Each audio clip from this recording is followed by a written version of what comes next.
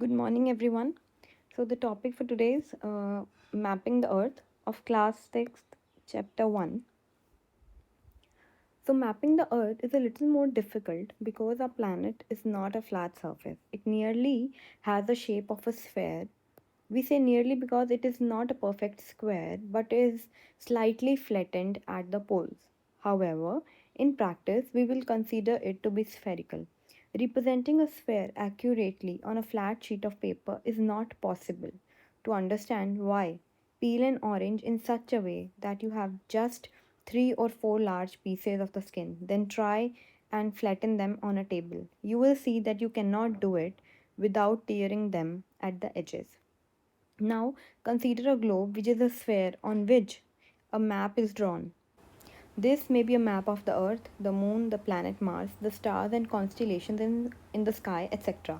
The physical object, like the one shown in the drawing on the next page, is a sphere.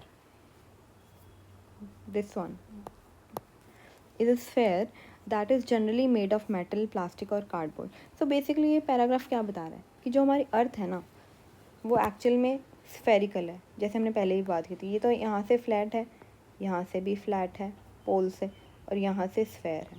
Okay, तो फिर वो कह रहा है कि अब स्फेयर को पेज पे कैसे उतारेंगे, स्फेयर को फ्लैट सरफेस पे कैसे लेके आएंगे। वो थोड़ा एक्चुअल में डिफ़िकल्ट हो सकता है क्योंकि वो एग्जैक्ट नहीं आ पाएगा। So this is where in it is given example कि आप ग्लोब ले सकते हैं, वहाँ पर आप देखें एक मैप को बना के। This is basically an this is basically an example. Okay, so फिर वो बोल रहा है here we will study the globe representing the earth's geography because the globe and the earth have the same spherical shape. कहता है कि globe और अर्थ की सेम स्फेरिकल शेप है। A globe will better represent the geography of the earth then a flat map. कहता है globe पे ज़्यादा बेटर तरीके से हम मैप को समझ सकते हैं instead on a flat surface. Okay, let us explore some of its features. तो कहता है हम अब इसके फीचर्स देखते हैं। तो understanding coordinates. Imagine a big market in a city or town with neat rows of shops, all the same size. You want to meet a friend at a stationery shop inside the market, but your friend does not know where the shop is. So you would give directions like meet me at 6 p.m. at the 7th shop in the 5th row from the entrance. This will allow your friend to precisely determine your location. Now, consider a chessboard to record moves by advanced players. Letters are placed alongside the main pieces from A to H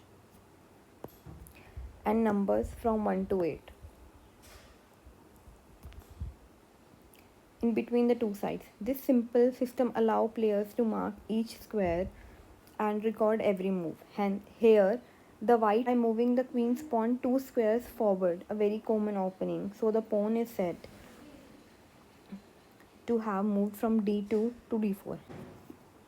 एक example दे रहा है वो chess board का, ठीक है, कि हम इसकी लोकेशन कैसे पता कर सकते हैं। तो वो कह रहा है दिस वन इज़ डी, तो यहाँ ये D2 से D2 के मूव हुआ D2 से D4 की तरफ।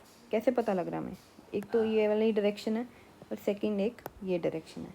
ओके, कि यहाँ था और यहाँ से इसको यहाँ मूव कराया गया। ओके, सो बेसिकली वो एग्जांपल दे रहा है कि हम उस जगह पे जहाँ हमने पहुँचना है उसकी डायरेक्शन कैसे देंगे, उसकी लोकेशन कैसे देंगे। Okay, system used in these two examples may be called a system of coordinates. Thanks to their two coordinates, the stationery shop as well as chess square on the chessboard can be precisely determined. A similar system of coordinates is used in the world of maps to determine the location of any place on a map. Let us see how this system works. तो जैसे पिछला example भी था या फिर वैसे ही आप similar example भी ले सकते हैं कि जैसे मान लीजिए आप किसी फ्रेंड के घर जा रहे हैं और आपको उसका घर ही नहीं पता, तो आप यही बोलेंगे ना मैं इस गली में हूँ, मैं इस शॉप के सामने खड़ा हूँ या इस घर के आगे खड़ा हूँ, इस घर का कलर ऐसा है, तो क्या ये तुम्हारा ही घर है। सो this is basically a system of coordinates कि आप एक पॉइंट दे रहे हैं, एक डायरेक्शन दे रहे हैं उसे कि मैं यहाँ हूँ। So the next topic is latitudes. Let us return to the globe. It is easy to identify the North Pole and the South Pole on it. Rotate the globe. While it rotates, the fixed points at the top and bottom are two poles.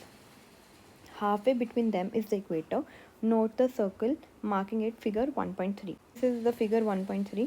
तो वो ये बोल रहा है कि यहाँ पर north pole है और इसके यहाँ पर नीचे इस साउथ पोल. ओके और बीच में वो बोल रहा है कि ग्लोब को डिवाइड कर रही है जो चीज़, that is equator. Okay, imagine that you stand on the equator and travel towards one of the poles. Your distance from the equator increases. Latitude measures this distance from the equator. At any point of this travel, you can draw an imaginary line that runs east and west parallel to the equator. Such a line is called parallel of latitude and it draws a circle around the earth. Again, it is easy to note on the globe that the largest circle is the equator, while the circles marked by the parallels of latitude grow smaller as we move northward or southward. तो ये paragraph क्या बताने की कोशिश कर रहा है? वो ये कह रहा है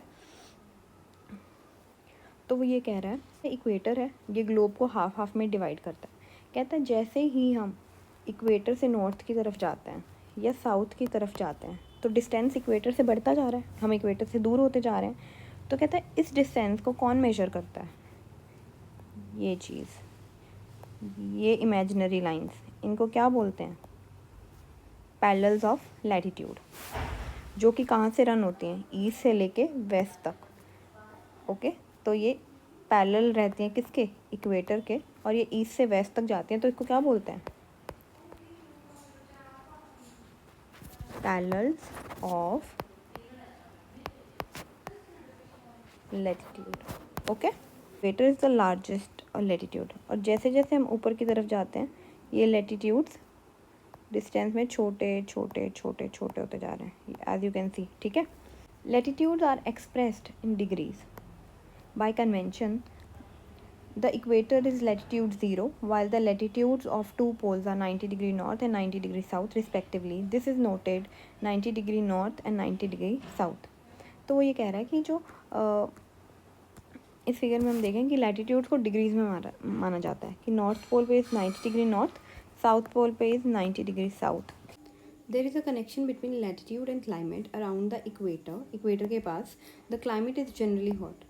It is also cold, torrid. As you travel away from the equator towards one of the poles, in other words, as your latitude increases, the climate becomes moderate, and the closer to the north or south pole, the climate grows colder. You will learn in science why this is so and also why we experience different seasons in the course of a year. So it is saying जो equator के पास का area है ये या फिर ये, इसे torrid reason भी कहते हैं. ओके, और यहाँ का जो क्लाइमेट है वो हॉट रहता है जनरली. ओके, तो हम देख सकते हैं कि जो इंडिया का साउथ का एरिया है यहाँ पर विंटर्स नहीं होते हैं, हमेशा क्लाइमेट मॉडरेट रहता है. इसका अदर रीज़न ये भी है क्योंकि यहाँ पर पानी है आसपास तो वो बैलेंस आउट करता है, पर यहाँ सर्दी नहीं होती है साउथ में. ओके, तो this is also a reason. And second thing is कि जैसे जैसे वो कह रहा है कि आप इक्वेटर से दूर चले जा रहे हैं, चाहे नॉर्थ की तरफ या साउथ की तरफ, वैसे वैसे टेम्परेचर मॉडरेट होता जा रहा है. ओके, और जितना जितना हम दूर जा रहे हैं उतना उतना टेम्परेचर और मतलब धीरे धीरे धीरे, जैसे यहाँ पर मान लीजिए मॉडरेट है तो यहाँ पर कोल्ड होगा, धीरे धीरे टेम्परेचर ठंड की तरफ जा रहा है, ठंडक की तरफ जा रहा है. Okay, next topic is longitudes. Imagine now that you travel from the North Pole to the South Pole by the shortest possible line. Observe the globe. You will see that instead of passing through Europe and Africa, you could just as well pass through Asia. The distance would be the same. These lines are called meridians of longitude. Figure 1.3. They are all half circles running from one pole to another. Figure 1.3. तो वो ये कह रहा है कि मान लीजिए आपको नॉर्थ पोल से साउथ पोल की तरफ जाना है तो आप अफ्रीका से भी आ सकते हैं, आप यूरोप से होके भी आ सकते हैं, आप एशिया से भी आ सकते हैं, आप कहीं से भी आइए, डिस्टेंस सारा सेम है. ओके, तो वो ये बोल रहा है कि जो लॉन्गिट्यूड्स हैं वो हाफ सर्कल हैं. ओके, हाफ सर्कल हैं. एंड हाफ सर्कल कहाँ से हैं? नॉर्थ पोल से लेके साउथ पोल तक. Okay, so all these are half circles. ठीक है, तो इन्हें क्या बोलते हैं? Okay, you will also learn in science that the earth spins on its own axis. To put it simply, let's place a desk lamp a little away from our globe, focused on it, and imagine that this is the sun illuminating the earth, slowly rotating the globe eastward. We can note that for some places on the earth it is morning, while for others it is a midday, and evening or night. When it's breakfast time in one country, it's lunch time in another, and in third country people are fast asleep. That is why by measuring the longitude of a place, we will also be measuring the time at that place. Let us see how. Imagine ये अर्थ है और यहाँ पर ये permanent point है और ये अपनी एक्सिस पे घूम रही है. ओके, तो यहाँ पर वो कह रहा है कि एक लैंप रखते हैं हम, एंड इमेजिन कि ये एक लैंप सन है. ठीक है, तो यहाँ से ये लाइट देगा. तो जिस जिस एरिया पे लाइट पड़ेगी वहाँ पर तो दिन है, जहाँ पर थोड़ी सी कम लाइट पड़ेगी वहाँ पर शाम भी हो सकती है, या वहाँ पर सुबह होने वाली भी हो सकती है. और कुछ एरिया जो डार्क में है वहाँ पर क्या होगा, जहाँ लाइट नहीं है वहाँ नाइट भी हो सकती है. ऑब्वियसली नाइट ही होगी. ओके, तो व्हाट इट इज़ सेइंग कि जो ये लॉन्गिट्यूड्स हैं वो हमें क्या बताते हैं, वो टाइम भी बताते हैं एक जगह का. Okay, to measure longitudes we need to define a reference point called the prime meridian. Figure 1.3 on page 15. It is also called Greenwich Meridian because in the year 1884 some nations decided that the meridian passing through Greenwich, an area of London in England, Greenwich कहाँ पर है, London में, would become the international standard for the prime meridian. It is marked as 0 degree longitude. तो जैसे कि हमने देखा था कि इक्वेटर है. ओके, तो ये जो लॉन्गिट्यूड्स और लैटिट्यूड के बारे में हम जो पढ़ रहे हैं, जो इक्वेटर है वो 0 डिग्री लैटिट्यूड है, राइट. उसी तरह जैसे जैसे हम ऊपर चले जा रहे हैं, यहाँ पर ये 90 डिग्री नॉर्थ आ गया लैटिट्यूड्स में, तो हम लॉन्गिट्यूड्स की बात कर रहे हैं ना, तो सारे लॉन्गिट्यूड्स का डिस्टेंस तो सेम है. तो कौन से लॉन्गिट्यूड का हम रेफरेंस पॉइंट लें जिससे हम मेजर कर सकते हैं चीज़ें. तो ऑल द कंट्रीज़ उन्होंने क्या डिसाइड किया कि ये प्राइम मेरिडियन, इसे क्यों डिसाइड किया गया. तो ऑल द कंट्रीज डिसाइडेड कि द प्राइम मेरिडियन, ओके, तो longitude passing through Greenwich London, जो कि लंदन से पास होती है, उसे हम रेफरेंस पॉइंट लेंगे और इसीलिए इसे प्राइम मेरिडियन कहते हैं. इस लॉन्गिट्यूड से हम चीज़ों को मेज़र करते हैं. Okay, just as latitude is a measure of the distance from the equator if you travel towards one of the poles, longitude is a measure of the distance from the prime meridian if you travel along the equator. Longitude too is measured in degrees, westward or eastward. It increases in values from 0 to 180 degree with the letter W or E added. For instance, using round figures, New York longitude is 74 degree west, while Delhi is 77 degree east and Tokyo is 140 degree east.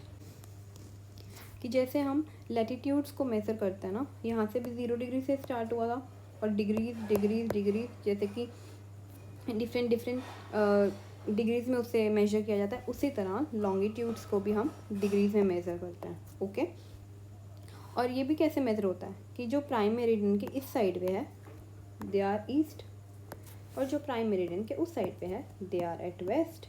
Okay, और ये कहाँ तक जाता है, ये मान लीजिए 0 है, 0 to 180 degrees. Okay, similar 0 to 180 degrees. Okay, और जो 180 डिग्रीज़ की लाइन है वो एक कॉमन लाइन हो गई इधर ग्लोब के उस साइड. फॉर एग्जांपल हम मान रहे हैं कि न्यूयॉर्क यहाँ है. Okay, where is India, Asia में है. इंडिया को मान लीजिए हम ये है और इंडिया में हम दिल्ली ले रहे हैं ये. ओके, फॉर एग्जाम्पल जो न्यूयॉर्क का लॉन्गिट्यूड है दैट इज़ 74 डिग्री वेस्ट. क्यों है 74 डिग्री वेस्ट, क्योंकि ये वेस्ट डायरेक्शन में है.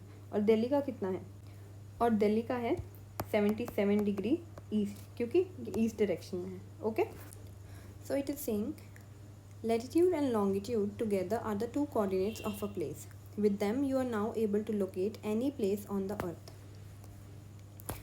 तो लैटिट्यूड और लॉन्गिट्यूड क्या हैं, कोऑर्डिनेट्स हैं जिससे हम दुनिया की कोई भी जगह के बारे में पता लगा सकते हैं, लोकेट कर सकते हैं उसे. You can now understand a statement such as Delhi lies at 29 degree north latitude and 77 degree east latitude. These values are rounded off, not exact.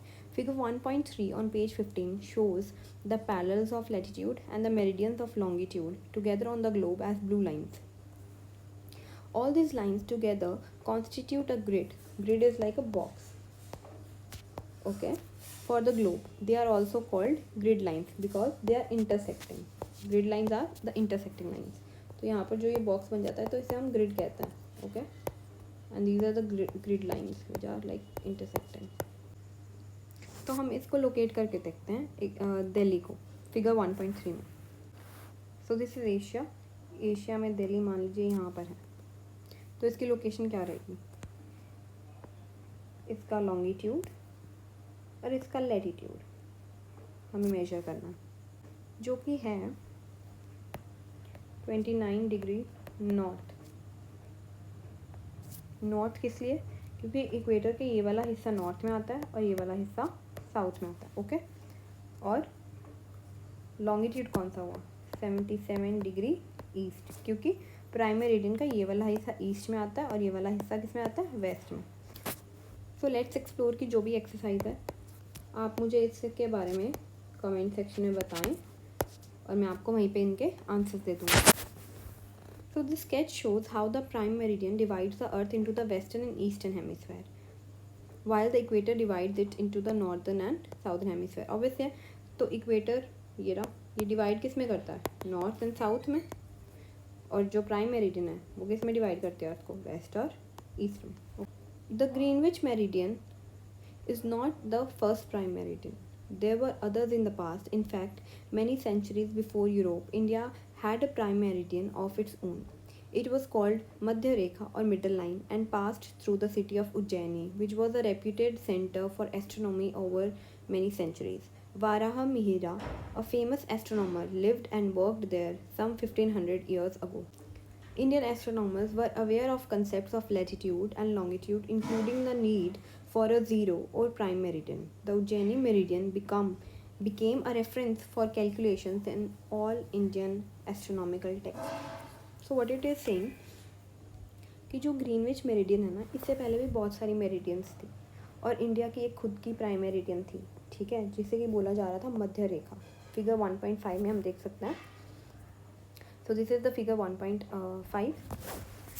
So this is where it is India की prime meridian जो कि पास हो रही थी उज्जैनी से. Okay, जिसे कि मध्यम रेखा भी बोलते हैं. ठीक है, और आसपास के आप एरियाज भी देख सकते हैं इसके. Which areas were those. Okay. So कहता है कि वहाँ पर इंडिया के पास ऑलरेडी बहुत ज़्यादा लाइक एस्ट्रोनॉमी की नॉलेज थी और फेमस एस्ट्रोनॉमर्स भी हुए हैं हमारे, जैसे कि one of those was Varaha Mihira. Okay. हाँ, तो फिर वो कह रहा है कि जो उज्जैनी मेरिडियन है जो कि मध्यम रेखा इंडिया ने डिसाइड कर रखी थी, become a reference for calculation in all Indian astronomical text. तो उसे एस्ट्रोनॉमी के अंदर उसे रेफरेंस लिया जाता था इस मध्य रेखा. The map shows a few Indian cities close to Ujjaini meridian. Some are very close to it, while others are a little away. This is because measuring longitude required accurate timekeeping, which was not as precise then as it is today. कहता है आज तो timing बहुत accurate हमें पता है, but कहता है उस टाइम इतना एक्यूरेसी नहीं था. We had a knowledge, but इतना एक्यूरेसी नहीं था. So this is basically a map of India. तो हम इसमें क्या देख सकते हैं? हम इसमें इंडिया की लैटिट्यूड्स और लॉन्गिट्यूड्स को मार्क कर सकते हैं. ओके, आप देख सकते हैं ये ग्रिड लाइंस हैं. तो यहाँ पर वो क्या बोल रहा है? This map published by survey of India shows the country's outline along with a few parallels of latitudes and meridians of longitude.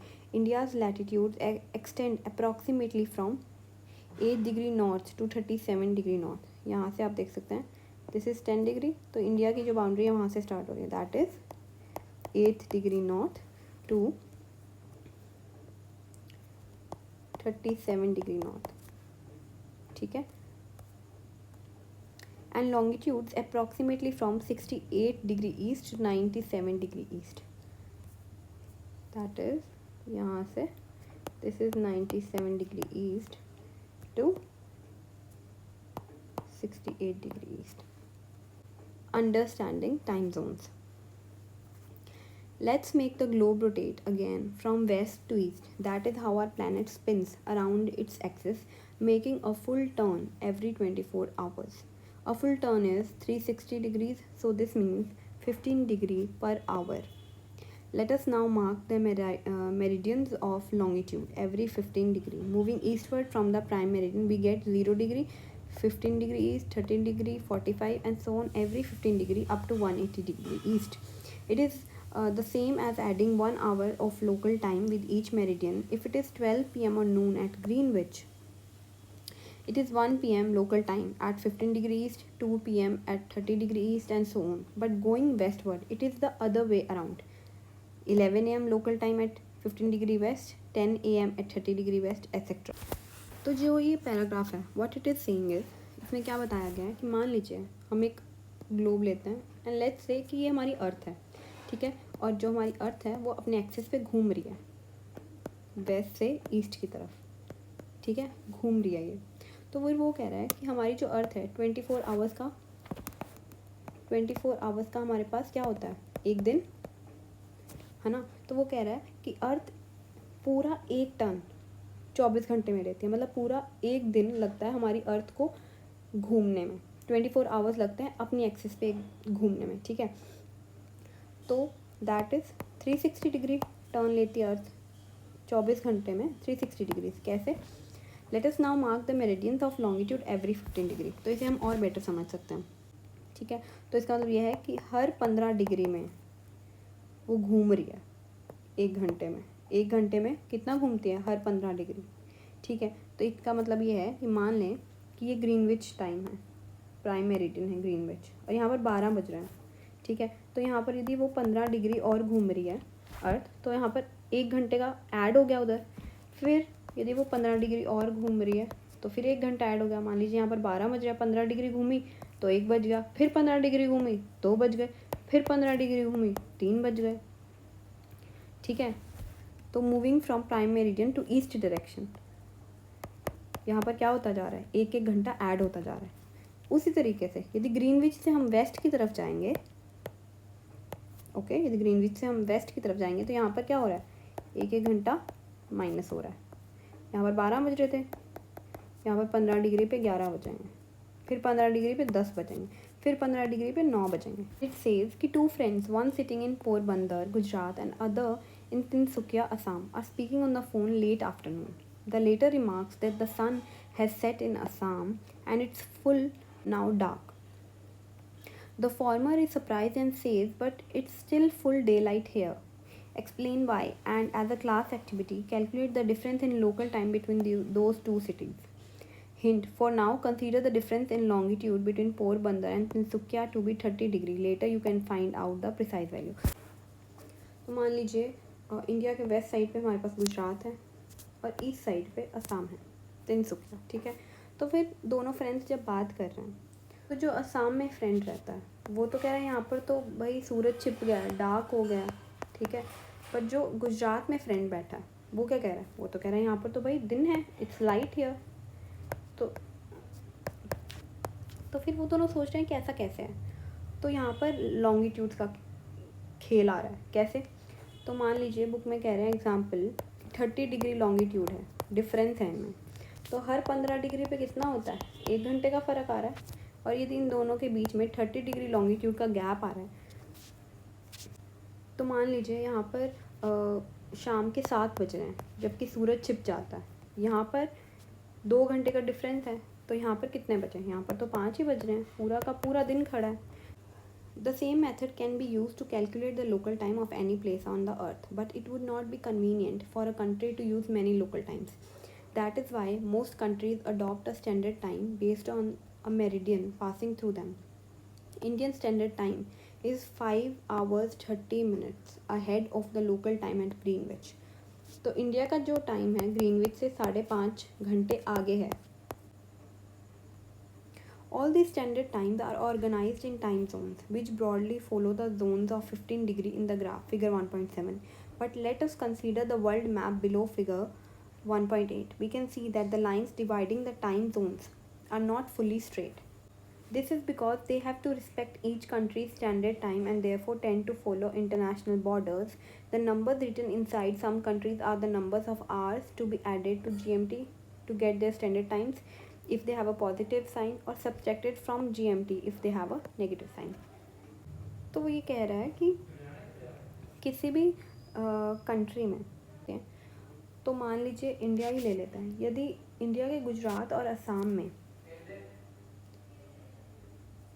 30 degree का डिफरेंस है, 2-2 घंटे का डिफरेंस है, तो मान ले जो भी बंदा ट्रैवल कर रहा है असम से गुजरात की तरफ, वो तो अपनी वॉच बदलेगा, वॉच में टाइमिंग बदलेगा, तो it will be confusion for the people of the country, है ना। तो सारी कंट्रीज़ ने क्या डिसाइड किया कि हम सब स्टैंडर्ड टाइम डिसाइड करते हैं पूरी कंट्री के लिए। और इंडिया का स्टैंडर्ड टाइम कैसे मैनेज होता है या कैसे डिसाइड किया गया कि इंडिया को माना गया, इंडिया का टाइम मान लीजिए ग्रीनविच से डिसाइड होगा, और वो कितना है, 5.5 घंटे आ गए हैं।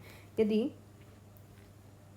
If this is the Greenwich meridian और यहाँ पर मान लें 12 बज रहे हैं, ओके, तो इंडिया का टाइम यहाँ से 5.5 घंटे आगे ही होगा। यहाँ पर 12 बज रहे हैं तो इंडिया में 5.5 बज रहे हैं, ओके। यदि यहाँ पर 2 बज रहे हैं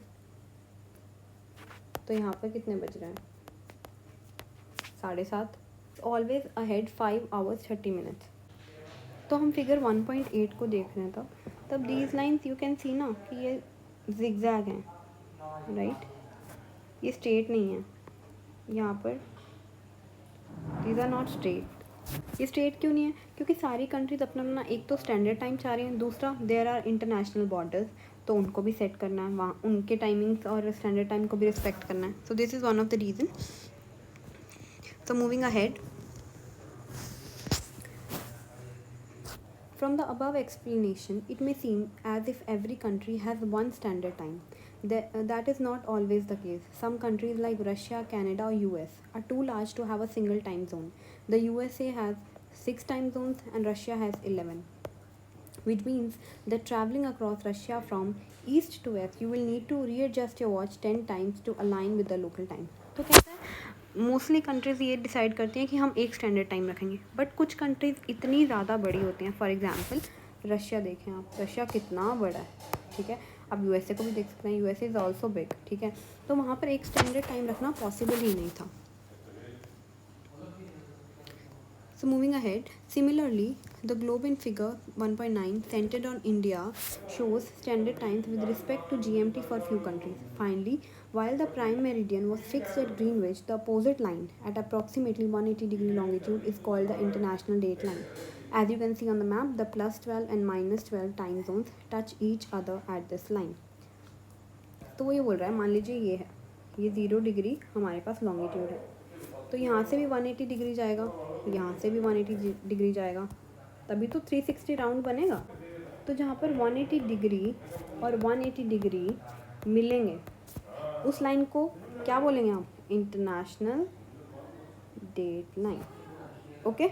if you cross it by ship और plane, you will need to change the date in your watch. If you cross it travelling eastward, you subtract a day, say from Monday to Sunday. If you cross it traveling westward, you add a day from Sunday to Monday.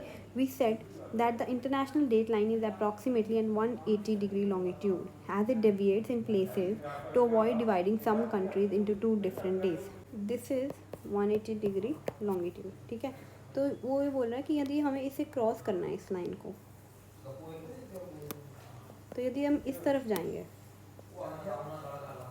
तो यहाँ पर -12 का symbol है, तो मान लीजिए यहाँ पर संडे है,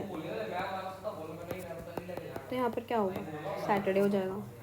और मान लीजिए हम इस तरफ जा रहे हैं और यहाँ माने कि यहाँ मंडे था, तो इधर क्या हो जाएगा, ट्यूसडे।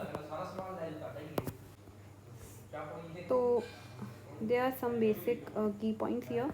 फिर हमारे यहाँ पर क्वेश्चंस आ जाता है, and there is a puzzle, and we are completed with this chapter. तो आपको जो भी डाउट्स हैं तो आप मुझे कमेंट सेक्शन में बता सकते हैं, आपको जो भी डाउट्स हैं, and we can discuss it there. So thank you class, and have a great day.